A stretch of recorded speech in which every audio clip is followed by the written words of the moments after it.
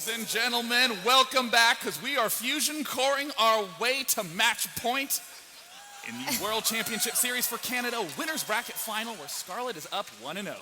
Indeed we do, and actually we just saw a sign, and apparently every caster duo has an Arcan name, and what is ours, Sean? Well, we're Day9 and Soe, so together we form Doughy. Excellent. That makes me hungry, I'm not gonna lie. I know, we are a high-carb diet casting duo. Yeah. Excellent. So it looks like game number 2 is starting right now. The map will be Entombed Valley. Players will be Acer Scarlett going up against Quantic DdoRo. And yeah, it's gonna be interesting to see how DdoRo is mixing it up. Will he keep on playing his 2-base aggressions? Will he try to go into a macro game against Scarlett? Or, yeah, I don't know, like, what will he actually do? We will see.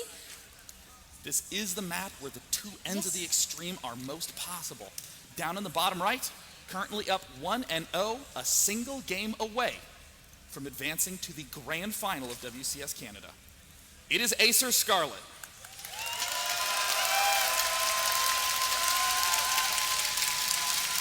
And in the top right corner, spawning as the blue Protoss player, we have Quantic DdoRo.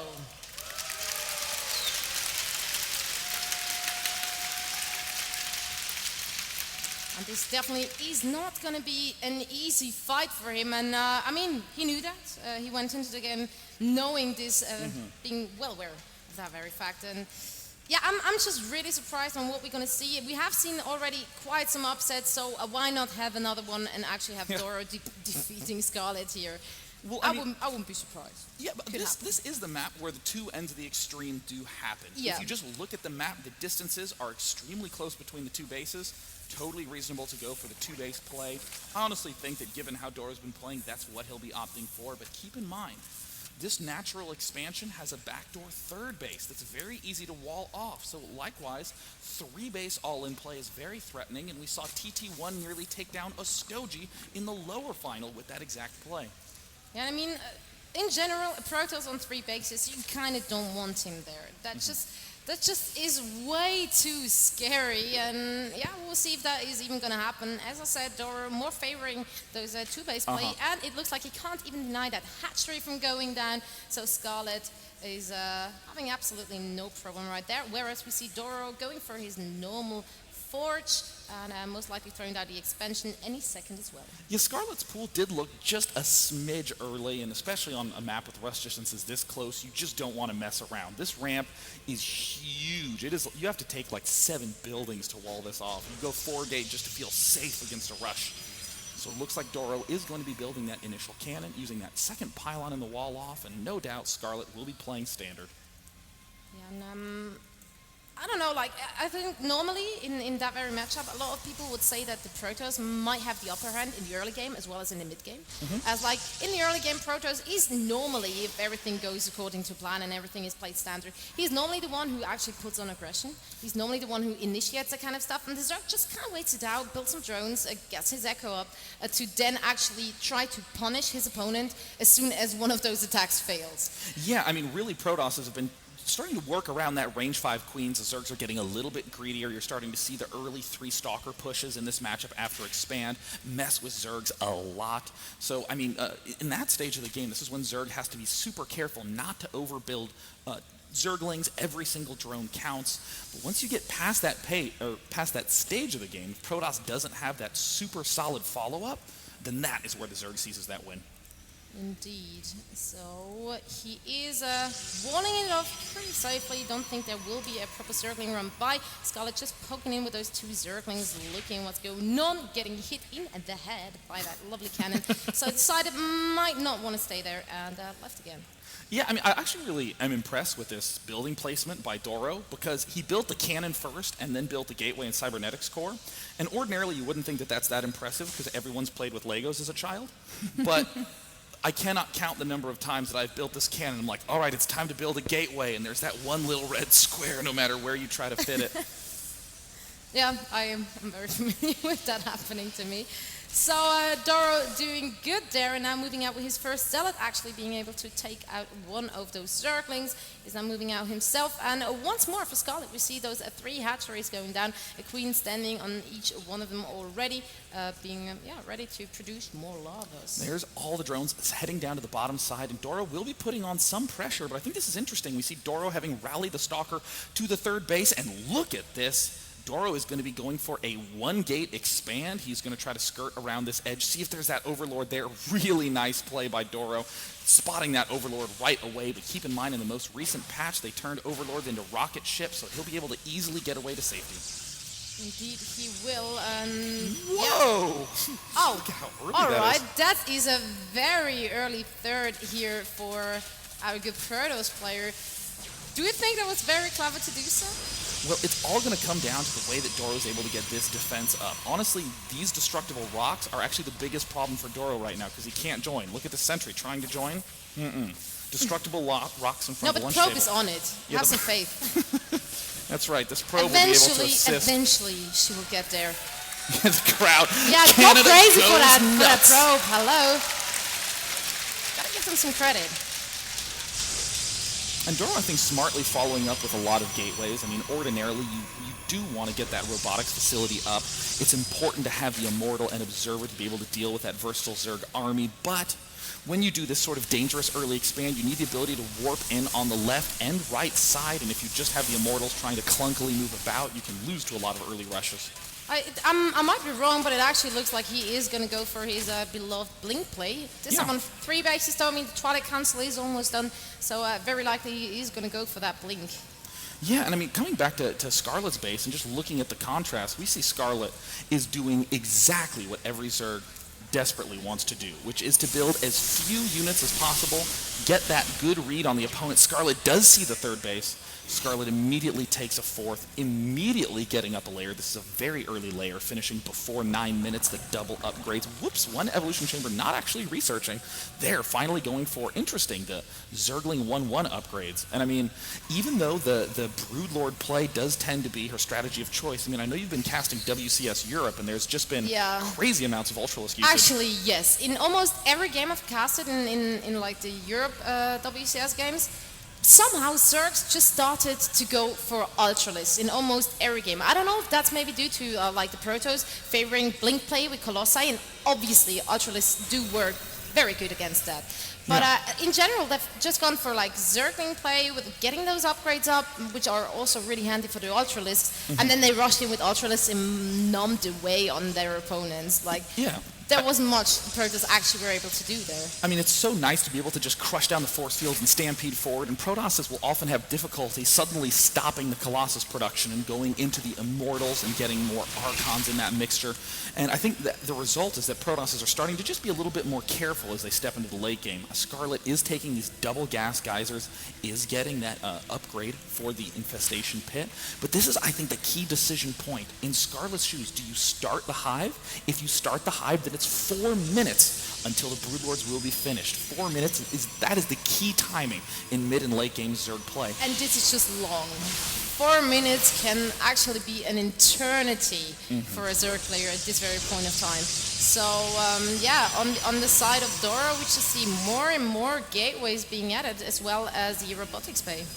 Wow, I mean, DdoRo is just being very, very on point with all those chronometers. Look at this. Level 3 attack getting research right away. I mean, one of the reasons that you go for this fast Twilight Council, sure, DdoRo's known for his Blink usage, but getting the upgrades always so good to get. Having this, he's going to have +3 done by around 13, 14 minutes, and that's far earlier than your average bear. He will be low on the Colossi count, though. His Robo Bay is just finishing up, but Scarlett just keeps on expanding. She does, and that's pretty much all you want to do as a Zerg. I mean, if your opponent is like kind of bunkering down, kind of walling off, you're just like, all right, then I just take the whole map and you stay on your 3 bases. Be happy with that. So that's pretty much what we see. Scarlett does have tries to take out an observer. The crowd goes, and now the crowd celebrates. Because in the units lost tab, we see that is the first thing that has gone down for DdoRo. That's actually kind of amazing. It's 12 minutes and 30 seconds into the game. 12 minutes into the game, and nothing actually really died so far. I'm intrigued. I almost feel like they're playing Facebook StarCraft, where you don't hear about the other person for a few days, and it's like, hey, your enemy just built an attack. And you're like, wait a minute. It's like one of those games, is it? Yeah, I mean, if you look at the scouting for DdoRo, he hasn't even left his base. He actually is going to go for a 15-minute max. Yeah, he will be indeed. But Scarlett is pretty much waiting in front of his bases with a pretty big force as of now. And also go for those spine crawlers, so she will make sure she has the upper hand on that map. Yet again, trying to buy that critical 4 minutes of time. We see the Greater Spire has just finished. It's a little under 3 minutes now that Scarlett needs. She needs 100 seconds for the Greater Spire and 40 seconds to morph into Broodlords, building nothing but drones at this point, actually at 87 drones, so many, intending to morph almost all of them into those spine crawlers. And look at this wall just continuing to go back. Scarlett repositioning. This is going to be the key battle coming up. DdoRo might even max by 1430. He's like the Stefano of Protoss. Now those force fields not quite able to catch anything. In general, I think, or at least it feels to me that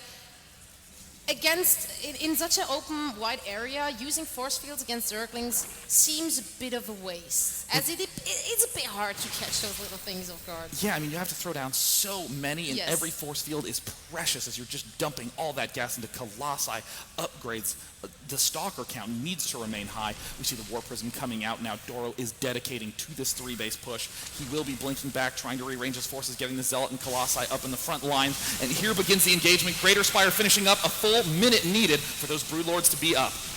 Yeah, we saw a good fungal going down on those stalkers, but no chain fungal right after that. And now he has, of course, been careful not to lose those Colossi, and it will actually happen. He will lose one of those Colossi, and the second one actually has to retreat. He is moving in now with all those Corruptors, and is actually being able to take the second one down. This is looking in gosh, for DdoRo. Oh my god, look at Scarlett's play here. And Scarlett now has to retreat after throwing out all of those infested Terrans who did a good amount of damage. 100 more Zerglings in production, streaming out to the front line. Scarlett did a magnificent job of defending, didn't even need the Broodlords, took down everything with the Corruptors, and we see DdoRo now streaming leftward, trying to regain position in the center of the map. DdoRo repositioning with the Zealots, but he will be able to get surrounded. He blinks back, but he is on the back foot. And there comes almost the seconds around right away, and will he be able to actually defend against this huge force of Zerglings who will now go over, blinking away once more, and he is losing some Zerglings, but those Infestors are all still there, and yeah, even though those Zealots can't really do much about that, and that means is Scarlett now actually moving out, or will she wait? She has 3 Broodlords already out on the map as well, so I'm not sure how DdoRo is actually planning to defend against it. Like, where did they come from? How did this happen? I mean, don't Scarlett know. Didn't even need the Broodlords to defend. The Broodlords are actually trying to catch up to this winning army, saying, I thought you said you needed me. And now DdoRo has this relatively gigantic gateway army, but Scarlett has the perfect composition, even having 3 queens at the front for transfuse. DdoRo desperately trying to get back along this pylon, gets nabbed at the front. The Zerglings surround. Scarlett continues to rally forth. Void Rays in production. The Colossus trying to get built. The dance on the Zerglings, that is cruel. Oh, Scarlett. Oh, dear me. Now all those infested Terrans going down once more. Even those force fields can't do anything about them. That those sentries get sniped up as well. Colossi just coming out. Will he be able to make this difference here? But no, the Corruptors move in, and will he lose that? Oh my god, he will lose that Colossi right away. And will DdoRo even be able to defend it? Another fungal growth goes down onto those Stalkers, and they fall. This battle is almost tipping back into DdoRo's favor. There are Broodlords at the back, but the numbers are not very high. The Infestors have just run out of energy, but oh, look at this. Huge swell of Roach Link starting to head back up from the expansions, and DdoRo, with all his Blink Micro, might not be able to deal with the Swarm Zerg Scarlett. No, he is doing good in a Blink Micro, but the forces of Scarlett coming and in. And a good game! Well played by DdoRo. Scarlett manages to take out DdoRo, having defeated Huck, Ostoji, Druby, and now DdoRo. This is amazing. This is such a good tournament for Scarlett. Give it up for Scarlett. She actually will be in the grand finals. And she will be up against the winner of the lower bracket finals between Ostoji and DdoRo. And honestly, I mean, Scarlett is looking unstoppable at this event, beginning her tear back at IPL, continuing it here, will be able to advance to the continental finals and still has a shot at winning the tournament today. Indeed, she might actually do that. And before we actually head into the finals of the lower bracket, we will actually have an interview back there with the lovely Clutch. God, he's so lovely, isn't Isn't Zoe? he? We should actually spend another 20 to 30 seconds We just talking wanted about to give that. you a moment to think about how lovely Clutch is. Yeah, and I mean, I will transition away from how Lovely he is for a moment Say and it just again. talk about the fact that, I think Ostoji is the other really big contender to advance forward. I know Zergers Protoss is really strong, and you have to keep in mind that Ostoji got knocked down quite early in the matchup. What is the audience singing? What are you guys singing?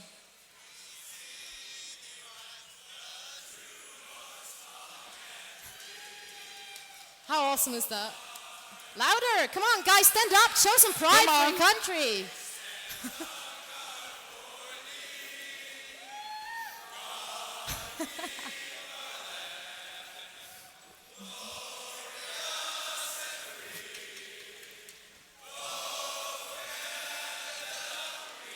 Here.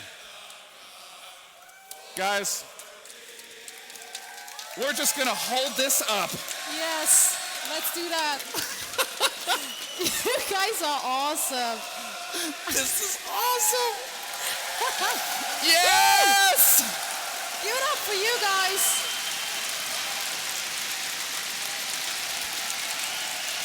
Lovely, thank you very much.